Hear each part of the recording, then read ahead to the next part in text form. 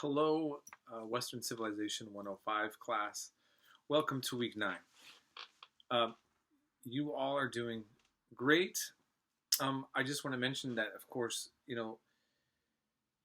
as I talked about in the last announcement, we're going over all of these ideological isms, and I talked quite a bit about those in my last essay. I'm going to talk a little bit more, but not too much, so I'll make this as brief as possible. So first of all, I just want to remind everyone to keep it up with the good work on the citations, documenting where you get the information from when you put it in the essays. And most of you are doing that, so as the semester goes along, sometimes folks are more into the flow of doing the things the way they're supposed to, and sometimes people fall out of practice. And so, okay, having said that, you saw that I just made an announcement. I posted the Zoran Mandami video clip and the controversy over him being a democratic socialist. Bernie Sanders also says he's a democratic socialist. He was the first one that I knew of in mainstream politics to actually get anywhere within the political system that we have, meaning within the Democratic Party. Well, he was an independent and he switched to Democrat. I think AOC may also identify as democratic socialist. And so that often gets labeled as communist. So here's one little thing I want to add about all of that. At the end of the day, what I wanted you all to see is the historic development of these ideologies. Now, you'll notice that we did not cover fascism yet. That comes a little later, and I'm actually going to have a discussion about fascism in more of detail, okay? But at this time of history, we see all these other ideologies emerge. And you'll notice that I talked about how the word liberal and liberalism, as originally articulated, is different than the way it would be used in the United States.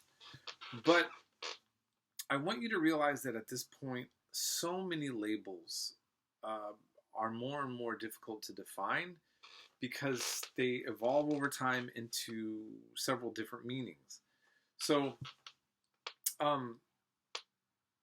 it used to be that in the original days that communism was kind of popping, if you will, in the late 19th century, early 20th century, saying that you were a social democrat or a democratic socialist would have most likely meant that you were a communist. And these things these terms split over time. And part of it has to do with the fact that in Europe,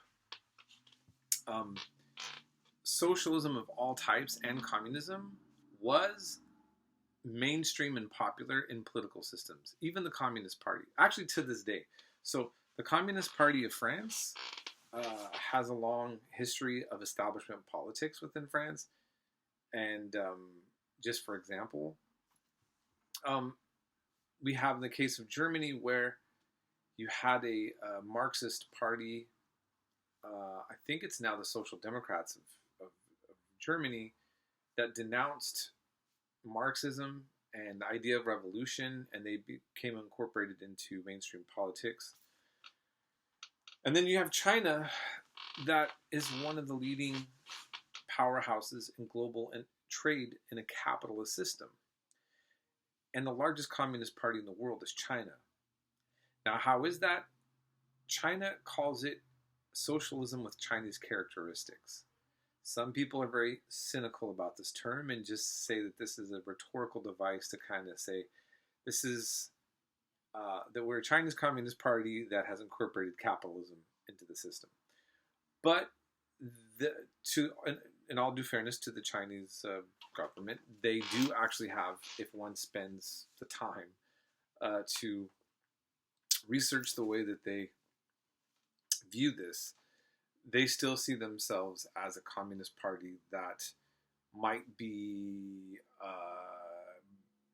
doing economics in a way that's unconventional to what the vision would be of a communist society, but that their ultimate goal is to return to those paths and those stages and get China to becoming communist.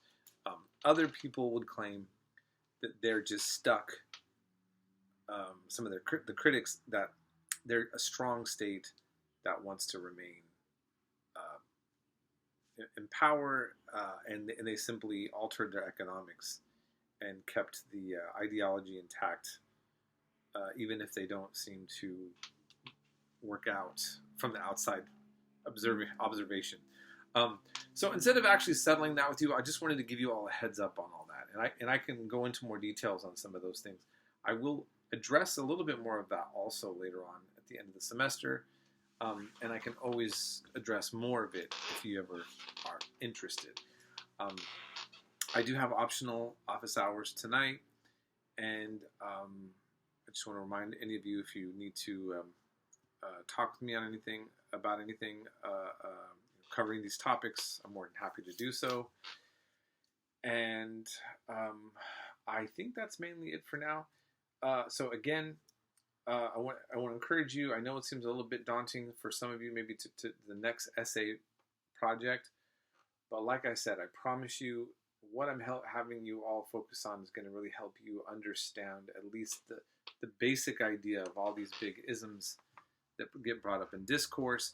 And then your job as the historian is at times to see where those terms that they were originally used and their original definitions, how much they correlate with the people now using them, rather in a positive way or a negative epitaph towards somebody else.